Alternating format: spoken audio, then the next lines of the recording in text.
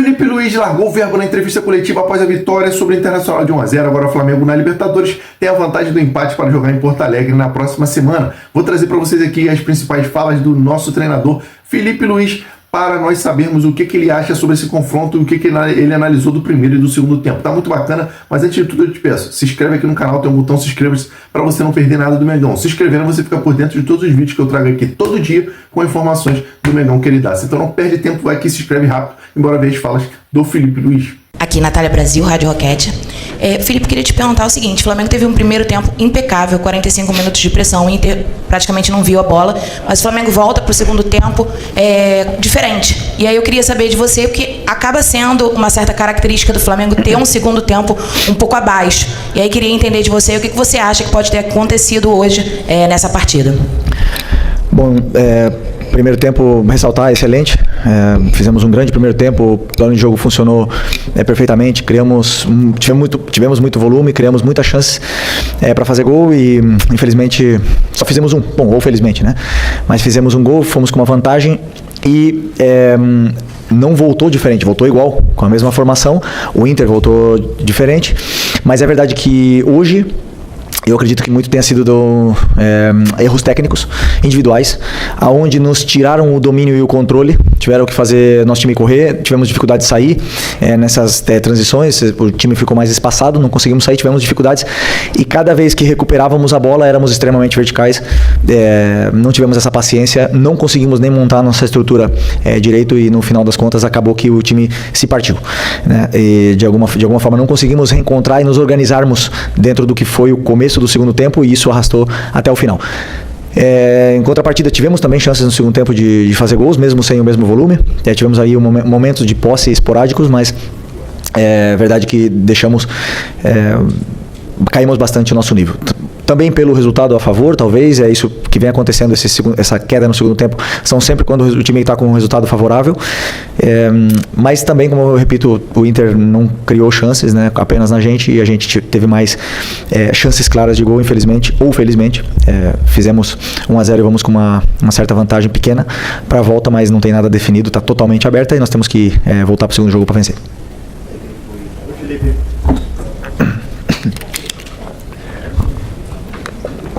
Oi, Felipe, Sérgio Lobo aqui. Teu próximo adversário é o de hoje.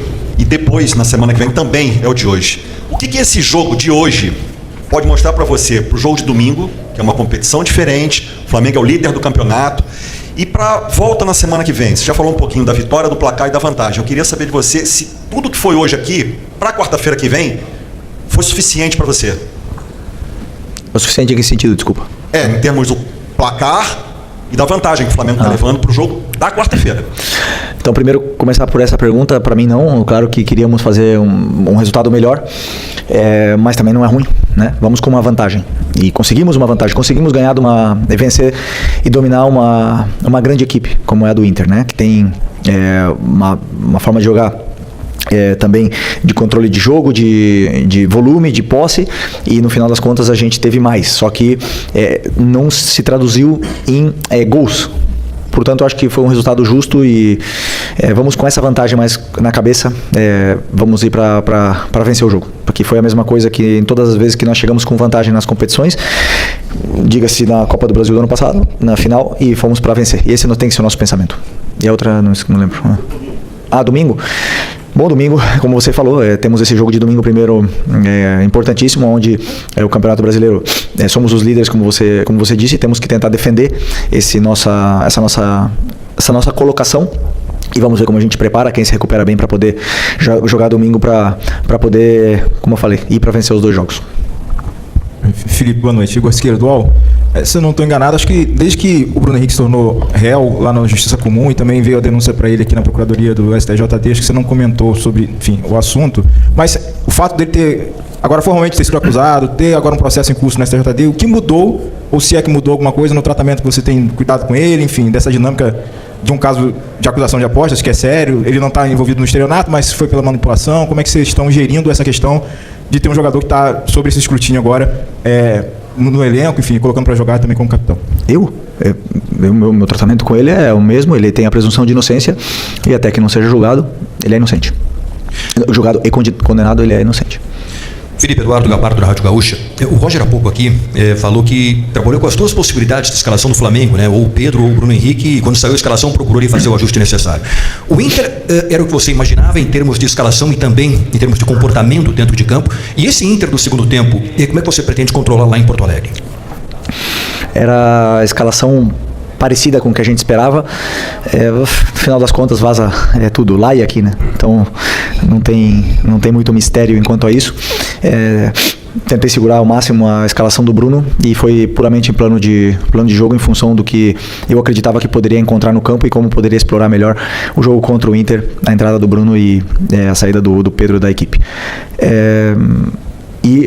Ainda tenho que analisar o jogo com calma, ver o que aconteceu, mas eu acredito que tem muito, além de ter mérito do Inter, tem muito demérito nosso nessa nossa queda do segundo tempo. Acho que tem muita coisa nossa mesmo, de detalhes micro para corrigir, para a gente poder sair dessa pressão que o Inter fez no segundo tempo. Felipe, Raiza Simplício aqui da Gol Brasil e da revista Placar. Você falou sobre essa queda de rendimento no segundo tempo, até citou a questão de demérito também do Flamengo. Eu queria levar isso para um pouco mais amplo e juntar os últimos jogos, né? O Flamengo tem feito um tempo muito bom e um outro tempo nem tão bom assim. Eu queria entender contigo se você entende que ainda falta encontrar esse equilíbrio nos dois tempos, ou se de fato é só mérito do adversário. E eu sei que com as contratações, como é a torcida do Flamengo, sempre espera um Flamengo que faça mais gols, né? E recentemente o Flamengo tem até vencido os jogos, mas não tem conseguido esse placar mais elástico, fazer mais gols, ganhar de uma diferença maior, digamos assim.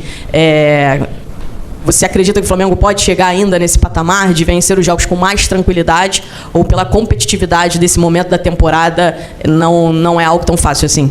O Campeonato Brasileiro e a Libertadores, mas principalmente o Campeonato Brasileiro, é o campeonato mais competitivo do mundo.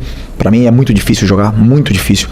O problema são as expectativas, né, que se geram em função do adversário que pisa no Maracanã. Todo mundo acha que vai ser goleada, e não é fácil. Vimos o Santos vencendo o líder, até o vice-líder Cruzeiro no outro dia. Não sei que outro time também roubou pontos, o próprio Mirassol, que empatou com o Palmeiras fora, Ceará, então o Ceará acho que venceu o Santos, o Cruzeiro também foi. Então, não tem jogo fácil no Brasil. Agora, querer ganhar e golear todos os jogos é uma coisa totalmente irreal, não existe. É claro que existe algumas super equipes no mundo que conseguem fazer um campeonato extraordinário assim, mas no final das contas o Campeonato Brasileiro é muito competitivo, existem muitas coisas que fazem a equipe oscilar, muitos fatores externos que fazem a equipe oscilar, como viagem, lesões, o adversário principalmente. Então, claro que ganhar não é fácil. Eu valorizo cada vitória, mesmo que seja de 1-0, valorizo muito e espero que o torcedor também. Não me lembro o que tu falou no começo já. Sobre o equilíbrio dos dois tempos. O Flamengo tem tempo e talvez outro tempo nem tão. Assim, difícil diagnosticar, porque eu também acho que são vários fatores, né? Primeiro, é muito difícil para um treinador quando você faz um primeiro tempo perfeito, ou quase perfeito, com poucos erros e poucos ajustes a fazer em cima do que aconteceu no primeiro tempo, sabendo que o treinador adversário vai mudar, só que eu não sei o que ele vai fazer, não sei que sistema, que estratégia, que trocas que ele vai fazer, então não tem como falar para os jogadores o que vai acontecer, e muitas vezes eles mesmos têm que resolver dentro do campo, isso demora tempo, e aí tem vários fatores que podem acontecer, mas uma das coisas que acontece basicamente é isso: o treinador adversário muda no segundo tempo, a gente não prepara, e até encontrar esse equilíbrio passam minutos, e no final das contas o resultado, como eu falei, a favor, faz com que o time se feche um pouco. Pessoal, vocês estão muitos, queria pedir para vocês fazerem, cada um fazer uma pergunta, tá? Senão vai tirar de ouvir. Felipe aqui, Thiago Lemos, GE, boa noite, parabéns pela vitória. Hoje, enfim, a gente viu a torcida estava com muita expectativa de ver a estreia do Carrascal, ele entrou na reta final. Eu queria que pedir para você fizesse uma avaliação do que você viu dele nessas primeiras impressões, você sentiu que ele estava um pouco nervoso? Obrigado. Bom, um jogador que a gente já viu que tem muita qualidade, né? Um trato com a bola muito refinado. Verdade que entrou num momento do jogo onde nosso time não estava dominando, não estava sendo favorável para ele, e ele acabou saindo também um pouco mais da posição que a gente pensou desde o começo para ele, e porque talvez por querer também mostrar a qualidade que ele tem, ele acabou perdendo bastante a posição e não gerando as situações que a gente imaginava para que pudesse ser mais determinante, né? Então temos um jogador com muito talento aí no nosso elenco, vamos lapidar para ele poder virar ídolo da torcida nesses anos aí que vem pela frente. Felipe, aqui, Simon Ledo, do Coluna do Fla. Hoje foi a 40ª vitória sua, né, sob o comando do Flamengo. E a gente viu que, como você não pôde contar com a Arrascaeta, conseguiu encaixar muito bem o time no primeiro tempo ali, usando o Luiz Araújo, o Plata, né, revezando algumas posições. Você acha que a gente pode esperar esse time mais vezes em campo sem o Arrascaeta? Ou o Arrascaeta volta já na próxima partida? Sempre penso em função do que eu imagino para um plano de jogo e o que o adversário nos vai proporcionar dificuldades para a gente atacar. Então, se em algum momento o Arrascaeta já ficou no banco e essa dupla que jogou hoje, que Bruno e Plata jogaram na final da Supercopa, por exemplo, fizeram um jogo extraordinário, jogaram juntos. Tem uma relação socioafetiva muito boa entre eles, eles se procuram muito, se entendem muito bem e não existe ninguém insubstituível. Agora nós estamos falando do que é provavelmente do lado do Caio Jorge esse ano o melhor jogador do Brasil, né, que é o Arrascaeta. Então estamos falando de um craque diferenciado que temos que tentar tirar o máximo de rendimento dele e deixar ele sempre fresco para poder performar da forma que ele está performando. É isso aí, nação rubro-negra. Realmente o Flamengo caiu de rendimento. No segundo tempo tem sido uma tônica do Flamengo nos últimos jogos, né, na realidade. O Flamengo faz um jogo muito intenso no primeiro tempo, é onde tem que fazer o resultado, 1-2, 3-0, coisa que o Flamengo teve chance, mas fez só apenas um gol.